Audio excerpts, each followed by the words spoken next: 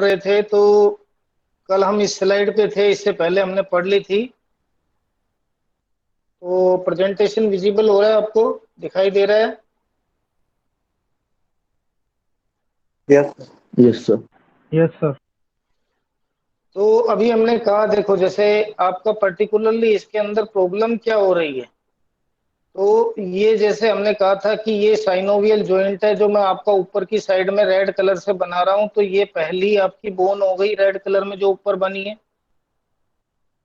और नीचे की साइड में ये दूसरी बोन आपकी हो गई है।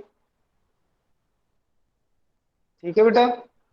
फिर हमने कहा था कि यहाँ पे पर्टिकुलरली एक मेम्ब्रेन बनती है। उस मेम्ब्रेन के अंदर हम अगर बात करें तो वो साइनोवियल मेम्ब्रेन थी, उसमें एक लिक्विड भरा रहता था जिसको हम साइनोवियल फ्लूइड बोलते थे। तो मैं इसको भी डिनोट कर रहा हूं कि इसमें क्या हो रहा था आपका। ये देखिए, ये हमने साइनोवियल मेम्ब्रेन बना दी, और उस साइनोवियल मेम्ब्रेन के अंदर एक लिक्विड भरा हुआ है जिसको हम साइनोवियल फ्लूइड बोलेंगे। ये हमारा एक साइनोवियल जॉइंट दिखाया गया। अब इसमें बेटा प्रॉब्लम क्या हो रही है, देखो सबसे पहले हमने कहा था कि ये ऑटो इम्यून डिसऑर्डर है।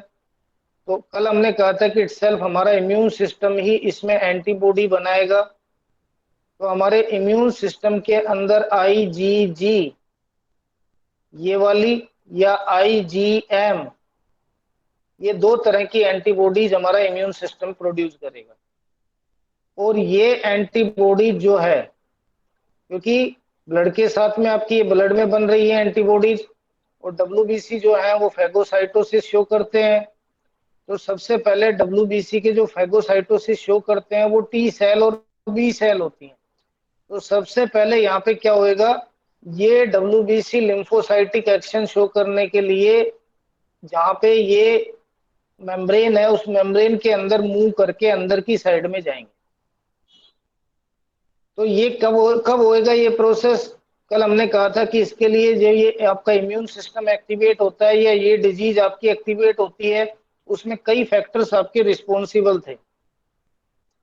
तो इन फैक्टर्स में पर्टिकुलरली यदि हम बात करें तो एनवायरमेंटल फैक्टर्स आपके थे। कल हमने कहा था कि यदि कोई इन्फेक्शन हो रहा है इस जॉइंट में तो एक कारण था, जैसे कि या कोई पर्सन स्मोकिंग कर रहा है तो उसके कारण आपका हो रहा था। कल हमने कहा था हाई प्रोटीनियस डाइट भी अगर हम इनटेक कर रहे थे तो उसमें भी एक कारण था। तो धीरे धीरे ये अगर एनवायरमेंटल एक्सपोजर होएगा तो सर्टेन टाइप्स के यहाँ पे प्रोटीन्स बनेंगे जिनको हम एंटी सिट्रुलिनिन प्रोटीन्स बोल रहे थे। तो इस तरह से एंजाइमेटिक डाइजेशन से ये सिट्रुलेशन आपका होएगा।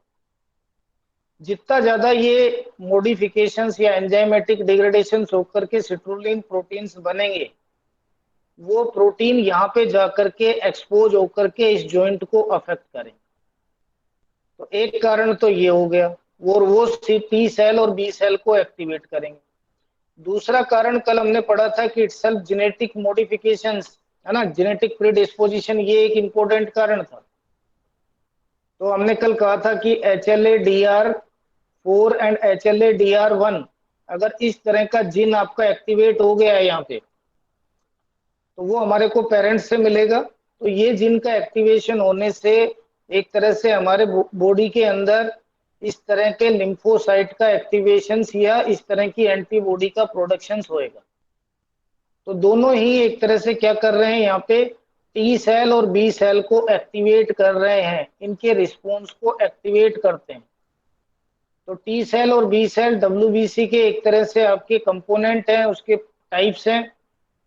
तो ये क्या काम करते हैं, देखो टी सेल और बी सेल क्योंकि यही मैक्रोफेजेस शो करते हैं, और हम जानते हैं कि इसके अंदर ये सेल्फ एंटीजेंस प्रेजेंट होते हैं ताकि उनके साथ एंटीबॉडी जो है वो आके अटैच हो सके। जब आपको ब्लड पढ़ाया था तो उसमें बताया भी था कि टी सेल की खासियत क्या होती है। ये देखो आपको टी सेल दिखा रखी है, ये एक टी सेल है, और टी सेल के अंदर उसका न्यूक्लियस जो है वो स्पेरिकल शेप का होता है, और वो लगभग लगभग पूरी सेल को कवर करता है, बहुत बड़ा बिग न्यूक्लियस होता है। तो इसके अंदर क्योंकि इसका न्यूक्लियस जितना ज्यादा बड़ा होएगा वो उतना मैक्रोफेजेज या फैगोसाइटिक एक्शन शो कर सकेगा। तो इस वजह से टी सेल का यहाँ एक्टिवेशन होएगा, या बी सेल जो है जिसमें आपका ओवल या किडनी शेप्ड आपका न्यूक्लियस होता था, तो ये दूसरा बी सेल्स आपका हो गया। तो इन सेल्स का एक्टिवेशन होएगा। और अभी हमने कहा कि जब हम HLA जिनका एक्टिवेशन हो जाता है या सर्टेन एनवायरमेंटल फैक्टर के रिस्क फैक्टर्स में जाते हैं, तो हमारा इम्यून सिस्टम सर्टेन टाइप्स के एंटीबॉडी बनाएगा। तो अब टी सेल पे क्या होता है बेटा, ये देखो एंटीजन प्रेजेंट है, तो उन एंटीजन के साथ ये एंटीबॉडी जो है वो रिएक्ट करेगा। तो एक तरह से एंटीजन एंटीबॉडी रिएक्शंस होएगी लिम्फोसाइट्स के साथ में। तो lymphocyte antibodies and immune complex reactions जो होंगी और वो जॉइंट में एंटर होंगी। इसलिए हमने पहली स्टेप में कहा था कि इस तरह की एंटीबॉडीज प्रोड्यूस होंगी और WBC के फॉर्म में वो उस जॉइंट के अंदर इन्फिल्ट्रेट होकर के अंदर जाएगा। तो इस तरह से जब एक्सपोजर आपका होएगा सर्टेन ससेप्टिबल फैक्टर्स का या जो इटियोलॉजिकल फैक्टर्स या रिस्क फैक्टर्स अगर कोई पर्सन उनके एक्सपोज में आता है, तो हमारा इम्यून सिस्टम इन एंटीबॉडी को प्रोड्यूस कर करके WBC के फॉर्म में उस जॉइंट के अंदर माइग्रेट करके अंदर जाएगा। फिर अभी हमने वीडियो में देखा था कि जैसे ही WBC के अंदर जाएगा, यहाँ इस क्योंकि यहाँ पे बहुत तरह के इंफ्लामेटरी मीडिएटर्स जो हैं वो रिलीज होंगे। तो अब सर्टेन टाइप्स के साइटोकाइनिन्स यहाँ से रिलीज होना स्टार्ट हो जाएंगे। ये देखिए, they release protease and certain types of cytokinins. ये सर्टेन टाइप्स के साइटोकाइनिन्स और दूसरे मीडिएटर्स को रिलीज करें। और जब साइटोकाइनिन्स एक तो ये रिलीज हो गए और दूसरे इम्यून कॉम्प्लेक्स रिएक्शंस यहाँ पे हो रही थी, एंटीजन एंटीबॉडी रिएक्शंस, उसकी वजह से यहाँ फाइब्रोब्लास्ट और कोंडोसाइट्स सेल्स का एक्टिवेशन होएगा साइनोवियल जॉइंट्स में, जिससे इसमें प्रोलिफरेशन होएगा। और प्रोलिफरेशन होकर के हमने कहा था क्या होता है, उस जॉइंट के अंदर पेनस फॉर्मेशन होने लग जाता है, नियोवैस्कुलराइजेशन होकर के नई ब्लड वेसल्स डेवलप होने लग जाएंगे। तो ये मैं येलो कलर से शो कर रहा हूं। ये देखिए आपका पर्टिकुलरली उस जॉइंट के अंदर पेनस फॉर्मेशन होने लग गया है नियोवैस्कुलराइजेशन की वजह से। तो ये पेनस बनेगा जो ये आपका यहाँ पे लिख रखा है कि there is a pannus formation. और पेनस फॉर्मेशन होकर के क्या होगा, ये इसकी एक तरह से पूरी तरह से ये जो साइनोवियल जॉइंट और साइनोवियल फ्लूइड है उसको डिस्ट्रैक्ट कर देगा। उससे ये दोनों बोन्स एक दूसरे के नियर बाई साइड में आ जाएंगी और बोन फ्यूजन प्रोसेस जो है वो स्टार्ट हो जाएगा, क्योंकि जॉइंट के अंदर गैप जो है वो कम हो गया है, पेनस बच गया है, जिसकी वजह से सीवियर इन्फ्लामेशन यहाँ पे हो जाएगा। तो उसकी वजह से पेन इन्फ्लामेशन आपका होएगा। और चूंकि दोनों बोन्स आपस में जॉइंट होके फ्यूज होने लग गई है, इसलिए जॉइंट जो है वो आपका प्रॉपरली फंक्शन नहीं कर पाएगा। There is a destruction of bones and cartilage. ये चीज समझ में आने लग गई बेटा? आ गई आपको पैथोफिजियोलॉजी समझ में? तो अगर वीडियो आपने सही से देखा है तो यही चीज हमने यहाँ पे सीक्वेंस ऑफ इवेंट में लिखी। आ गया समझ में? Yes sir. Yes sir. Yes sir. तो देखो, जब आपको इस तरह की पर्टिकुलरली पैथोफिजियोलॉजी में हम देख रहे हैं सीक्वेंस ऑफ इवेंट हो रही थी, तो साइनोवियम मतलब उस फ्लूइड के अंदर पर्टिकुलरली क्या हो रहा था, वहां इन्फ्लामेशन और एडिमा डेवलप हो रहा है। तो वहां पे एडिमोटस और थिकनिंग हो गई थी, स्वेलिंग हो गई थी। तो एक तो वो पर्टिकुलरली होएगा। ये पर्टिकुलर जैसे ही मैक्रोफेजेज अंदर जाएंगे, वहां सर्टेन टाइप्स के साइटोकाइनिन्स रिलीज होंगे, उससे इस जॉइंट के अंदर स्वेलिंग आना स्टार्ट हो जाएगा और फिर पेनस बनेगा। ठीक है, तो पहले इसके फीचर्स अगर हम देख रहे थे तो क्या हो रहा था, there is a synovial cell hyperplasia and proliferation, क्योंकि साइनोवियल सेल में प्रोलिफरेशन और हाइपरप्लेसिया हो रहा था। हाइपरप्लेसिया को हम पहले ही डिफाइंड कर चुके हैं। उसके बाद यहाँ पे इन्फ्लामेटरी इन्फिल्ट्रेट जो है, जैसे पहले टी सेल और बी सेल और मैक्रोफेजेस सेल्स जो हैं वो अंदर आ रही थी, और उनके अंदर आने की वजह से सर्टेन टाइप्स के इन्फ्लामेटरी मीडिएटर्स वहां से रिलीज हो रहे थे। तो ये आपके अंदर जाने की वजह से टी सेल, बी सेल या WBC सेल्स या मैक्रोफेजेस सेल्स वहां जाकर के क्या काम करेंगे, उन लिम्फोसाइट इन्फिल्ट्रेट होकर के सर्टेन टाइप्स के इन्फ्लामेटरी मीडिएटर्स रिलीज करेंगे जो कि साइटोकाइनिन्स के फॉर्म में होंगे। उसके बाद हमने कहा था यहाँ पे नई ब्लड वेसल्स डेवलप होंगी, उस प्रोसेस को हम बोलेंगे एंजियोजेनेसिस। तो इस वेस्कुलर परमेबिलिटी डेवलप होने की वजह से नियोवैस्कुलराइजेशन या एंजियोजेनेसिस डेवलप होएगा। और फाइनली फिर आपका वो जॉइंट्स वहां पे सीवियर इन्फ्लामेशन होएगा, क्योंकि यहाँ पेनस फॉर्मेशन स्टार्ट हो गया है।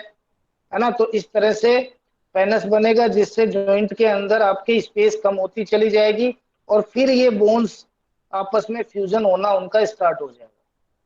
तो नेक्स्ट स्टेप में देखिए, पेनस फॉर्मेशन हुआ, उसके बाद mass of oedematous synovial joints हुआ और उसके बाद बोन फ्यूजन जो है वो स्टार्ट हो गया है। क्योंकि इसके होने के बाद में पर्टिकुलरली जो हमारी बोन्स के अंदर जो ओस्टियोक्लास्ट ओस्टियोब्लास्ट सेल्स है, उसमें ओस्टियोक्लास्टिक एक्टिविटी जो है वो बोन के अंदर एक्टिवेट आपकी हो जाएगी। इस तरह से वो जॉइंट जो है वो डैमेज होएगा।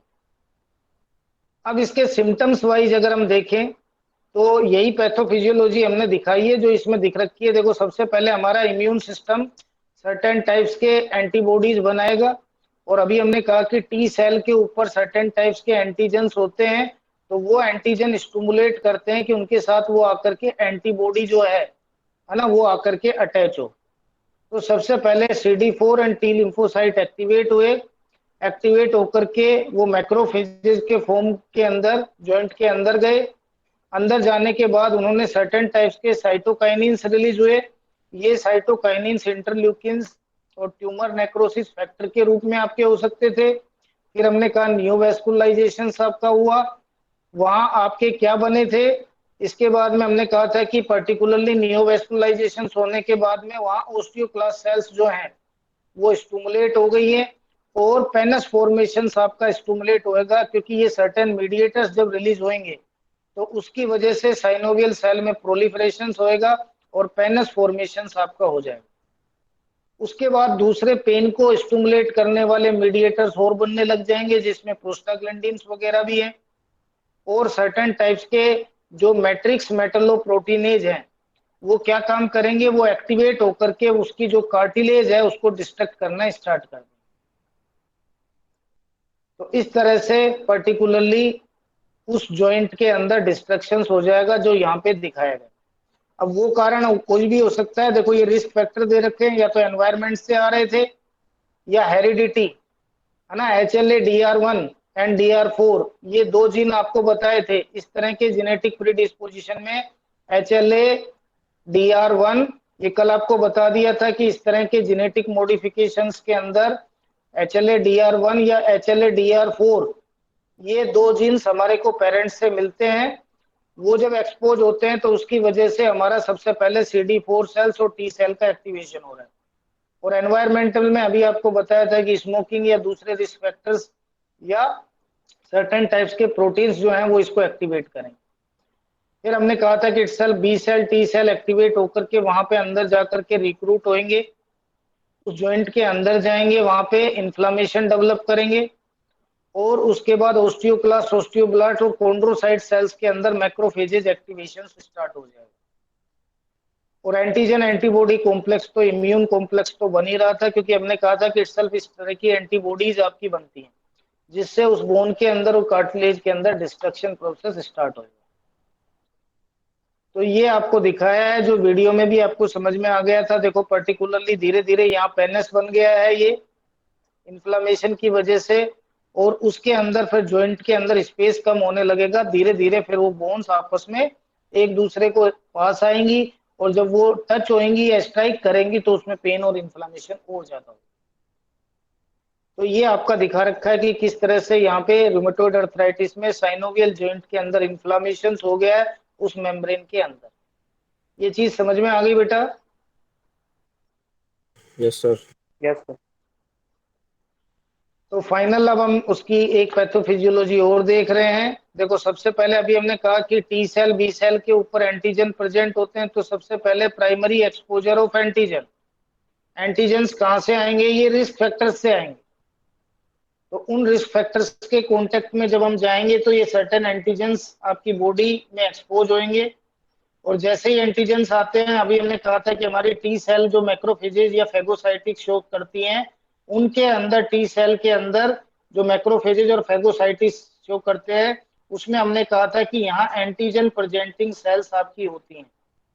ये जैसे आपकी एक टी सेल मैंने बनाई है, तो वो एंटीजन आकर के सबसे पहले इनके ऊपर अटैच होएगा और उसकी वजह से टी हेल्पर सेल्स एक्टिवेट हो जाएंगी और उसके बाद हमारा इम्यून सिस्टम उनके अगेंस्ट एंटीबॉडी बनाएगा।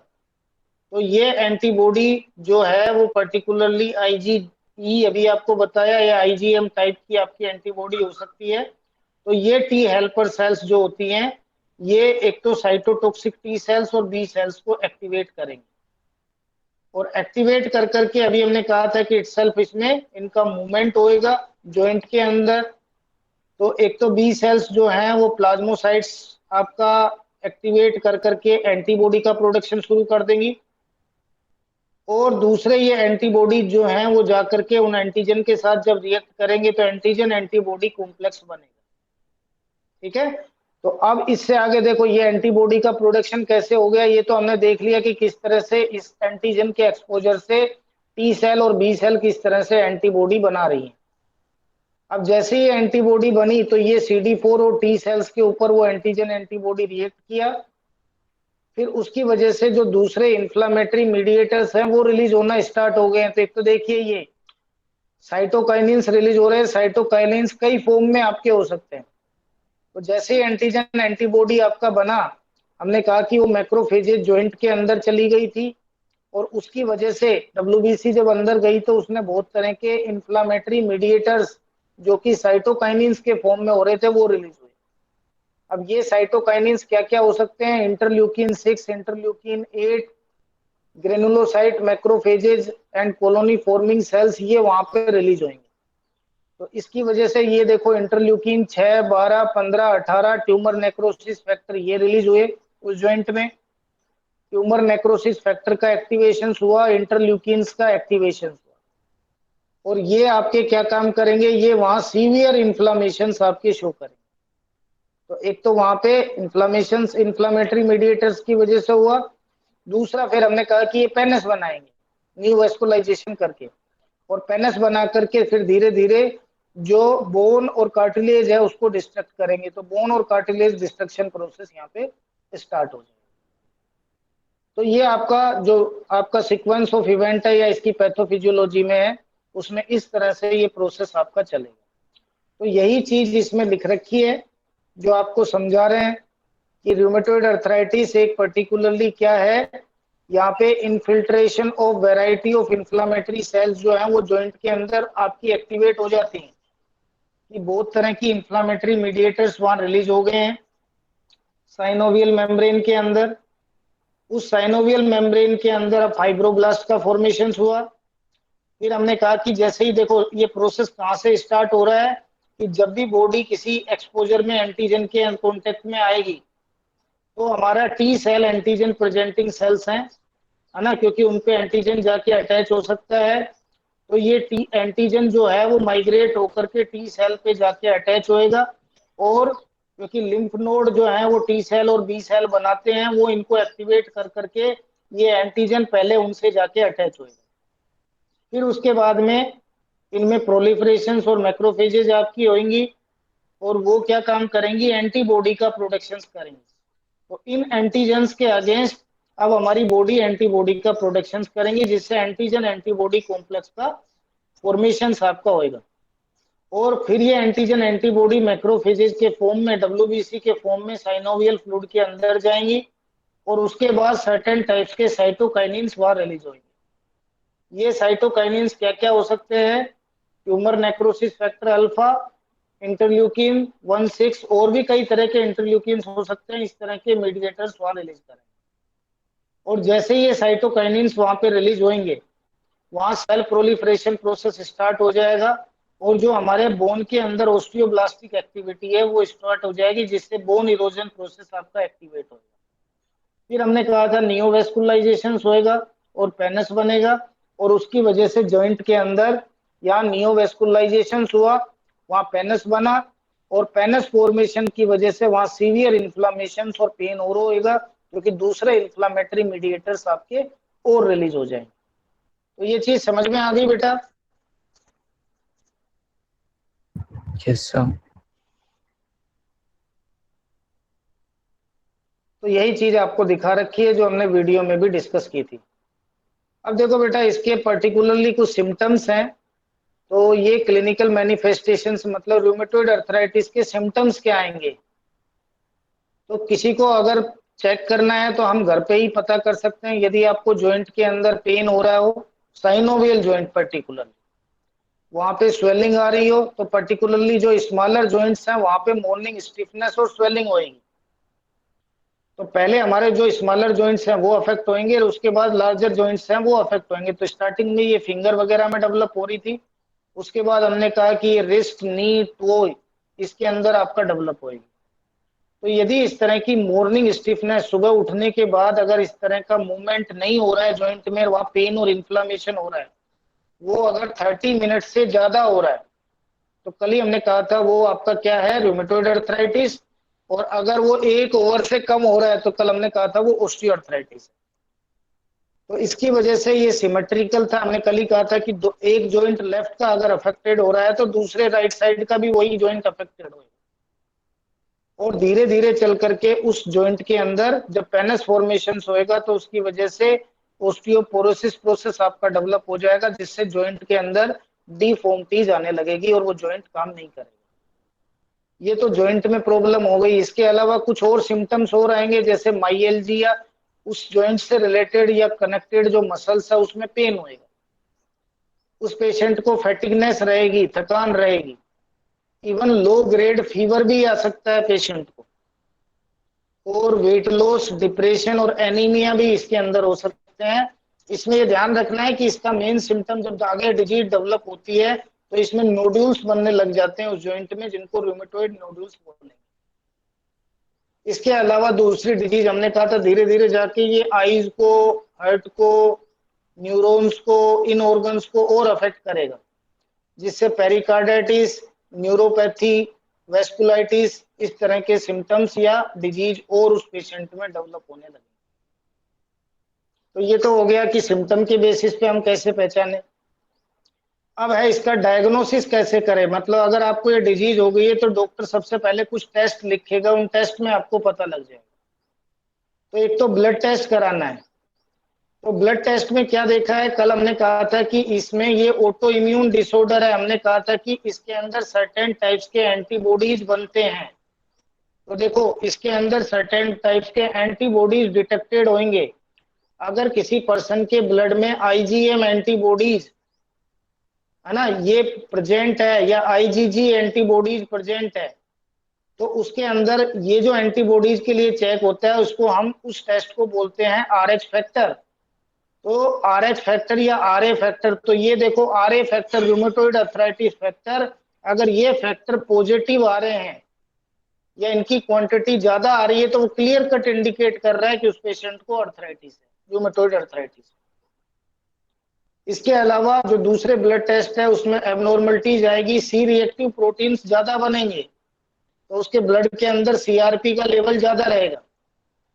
इसी तरह से ईएसआर चेंज हो जाएगी, जो नॉर्मल है उससे एबनॉर्मलिटीज आएंगी, और कुछ एंटी न्यूक्लियर एंटीबॉडीज ये भी आपकी प्रेजेंट होंगी। फिर हमने कहा था कि इसमें पर्टिकुलरली एंटीबॉडीज, सिट्रुलस पेप्टाइड्स ये बनने लग जाते हैं। तो एंटी सीसीपी एंटीबॉडी टेस्ट में वो पर्सन पॉजिटिव आए, तो ये तो ब्लड टेस्ट से पता लग जाएगा कि पेशेंट को रूमेटॉइड अर्थराइटिस है या नहीं है।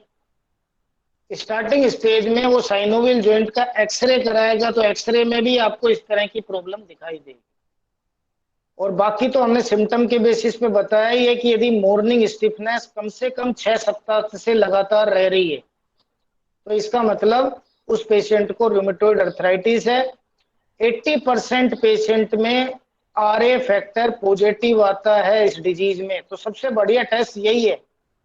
अगर आपको क्लियरली देखना है कि रूमेटॉइड अर्थराइटिस है या नहीं है तो ब्लड टेस्ट कराइए, और ब्लड टेस्ट में आरए फैक्टर अगर आ रहा है, पॉजिटिव आ रहा है, वो प्रेजेंट है, उसमें आईजीएम एंटीबॉडीज और आईजीजी एंटीबॉडीज प्रेजेंट आ रही हैं, तो वो क्लियरली आपका इंडिकेट इसको कर रहा है। ठीक है बेटा, समझ में आ गया ये चीज? Yes sir. तो ये तो हो गया कि हमारा पर्टिकुलरली इसका डायग्नोसिस कैसे करेंगे। अब इसका ट्रीटमेंट, सिर्फ आपको नाम याद रखना है बेटा मेडिसिन के, ठीक है। तो इसके ट्रीटमेंट को हम 2 तरह से डिवाइड करेंगे। पहला नॉन फार्माकोलॉजिकल ट्रीटमेंट है, मतलब कोई मेडिसिन नहीं दे रहे हैं, तो नॉन फार्माकोलॉजी, क्योंकि इसमें आपका क्या हो रहा है, जॉइंट अफेक्ट हो रहा है। तो एक तो जिस जॉइंट में पेन और इन्फ्लामेशन है, चाहे वो एक्यूट टाइप का हो या क्रोनिक हो, आप उसमें फिजियोथेरेपी करें। तो कई बार आपके जॉइंट से रिलेटेड फिजियोथेरेपी में काफी बेनिफिशियल इफेक्ट हमें मिलता है। फिर इसके अलावा heat therapy and cold therapy करें, क्योंकि कई बार आप पेन और इन्फ्लामेशन को कम कर सकते हो। जैसे आप क्या काम करते हो, गर्म पानी की चीजें का सिकताव करते हो, तो हीट या कोल्ड बर्फ का सिकताव करते हो। तो इस तरह का पर्टिकुलरली वहां पे आप हीट कोल्ड ट्रीटमेंट करें जहां पे पेन हो रहा है जिस जॉइंट में। रेगुलरली एक्सरसाइज करें उस जॉइंट से रिलेटेड, लेकिन वो under the guidance of physiotherapist आपकी होनी चाहिए। फिर तीसरा ट्रीटमेंट है सर्जरी। तो सर्जरी में पर्टिकुलरली जो जॉइंट आपका अफेक्टेड हो रहा है, कल ही हमने वीडियो में भी दिखाया था कि आप जॉइंट रिप्लेसमेंट कर दें। जिस पार्ट का जॉइंट अफेक्टेड हो रहा है उसको हम एर्थ्रोप्लास्टी बोल रहे थे या बोन ग्राफ्ट बोल रहे थे, तो वो हम कर सकते हैं। तो ये तो हो गया नॉन फार्माकोलॉजिकल। अब दूसरा है फार्माकोलॉजिकल ट्रीटमेंट, जिसमें हम मेडिसिन देंगे। तो अभी देखो उसको क्या हो रहा है बेटा, पेन और इन्फ्लामेशन, रूमेटॉइड अर्थराइटिस को अगर मैं डिवाइड करूं तो इसके सिम्टम्स में क्या आ रहा था, एक तो एडिमा हो रहा था, देखो स्वेलिंग हो रही थी वहां पे, ठीक है। उसके सिम्टम में एक तो क्या आ रहा था, एडिमा हो रहा है, स्वेलिंग हो रही है। एक पर्टिकुलरली वहां पे इन्फ्लामेशन हो रहा है, ठीक है, सीवियर इन्फ्लामेशन हो रहा था, क्योंकि इन्फ्लामेटरी मीडिएटर्स वहां पे रिलीज हो रहे थे, तो इन्फ्लामेशन हो रहा था। फिर हमने कहा था वहां पे पेन हो रहा है। ये तीन मेन प्रॉब्लम, ठीक है। तो हम क्या काम करें, देखो पेन को तो रिलीव करा सकते हैं पेन किलर दे करके। तो जो पेन किलर्स होती हैं उनको हम क्या बोलते हैं, non steroidal analgesic anti inflammatory drugs, जैसे कि एस्प्रिन वगैरह जो है, ये आप दे सकते हो। क्योंकि अभी हमने कहा था कि इटसेल्फ इसके अंदर भी इंफ्लामेटरी मीडिएटर्स बन रहे थे और बाद में प्रोस्टाग्लैंडिन्स बन रहा था, तो हमने कहा था इटसेल्फ कोक्स को ये इनहिबिट करते हैं। तो इस तरह की पेन किलर्स हम उसको दे सकते हैं ताकि उसका पेन रिलीव हो जाए। फिर दूसरा आपका क्या हो रहा है, यार सीवियर इन्फ्लामेशन हो रहा है, तो इन्फ्लामेशन आपको रोकना पड़ेगा। इन्फ्लामेशन के लिए या तो पेन किलर्स में ही आपका अगर इफेक्टिव हो रहा है तो बेटर है, नहीं तो हमारे को पोटेंट एंटी इन्फ्लामेटरी मेडिसिन देनी पड़ेगी, जो कोर्टिकोस्टेरॉइड्स आजकल इन पे काफी चल रहा है कि corticosteroids is also beneficial in particularly corona patients. लेकिन इनसे प्रॉब्लम क्या है कि आपकी इम्यूनिटी जो है वो सप्रेस हो जाती है। तो कोर्टिकोस्टेरॉइड्स क्या काम करते हैं, वो पोटेंट एंटी इन्फ्लामेटरी होते हैं, वो वहां इन्फ्लामेशन को रोक देंगे।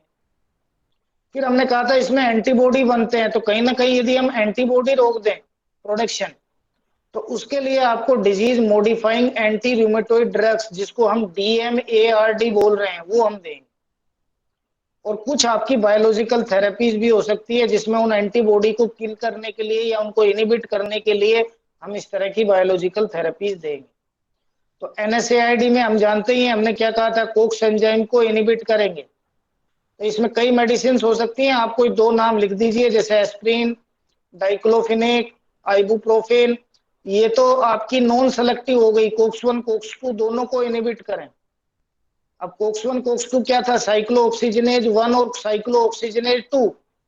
हमने कहा था हमारी बॉडी के अंदर ये दोनों एंजाइम प्रेजेंट है जिससे प्रोस्टाग्लैंडिन बन रहे थे, लेकिन एक आपके बेनिफिशियल हैं, दूसरे हार्मफुल हैं। तो जो पेन इन्फ्लामेशन कर रहा है वो कोक्स 2 है, इसको आपको रोकना है।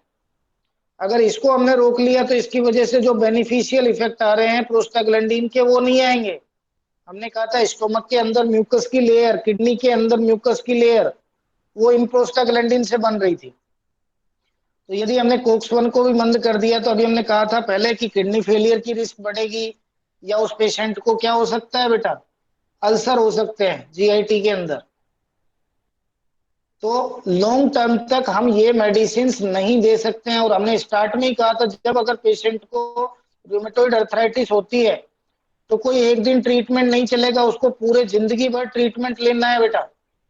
तो इसलिए NSAID में ये थेरेपी सेलेक्ट नहीं करके हम कोक्स 2 सेलेक्टिव थेरेपी देंगे, जिसमें सेलेकोक्सिब या वेल्डेकोक्सिब दे सकते हैं। तो ये चॉइस ऑफ ट्रीटमेंट होगी। ये समझ में आ गया बेटा? Yes, sir. फिर दूसरा हमने कहा था DMARD, disease modifying anti rheumatoid drugs, क्योंकि हम इसमें कह ही रहे थे कि इसमें बहुत तरह के इन्फ्लामेटरी साइटोकाइनिन्स रिलीज होते हैं, कहीं ना कहीं अगर उनको हम ब्लॉक कर दें तो इन्फ्लामेशन कम हो जाएगा।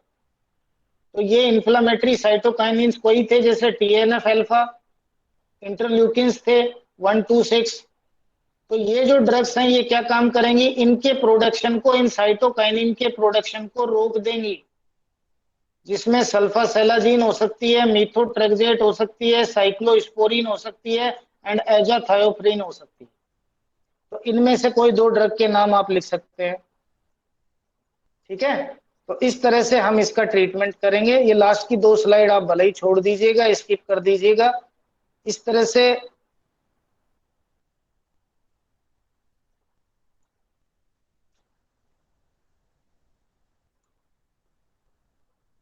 ये आपका पार्ट खत्म हो गया है। इसमें अगर कोई प्रॉब्लम है तो बेटा पूछ लीजिए। Any problem?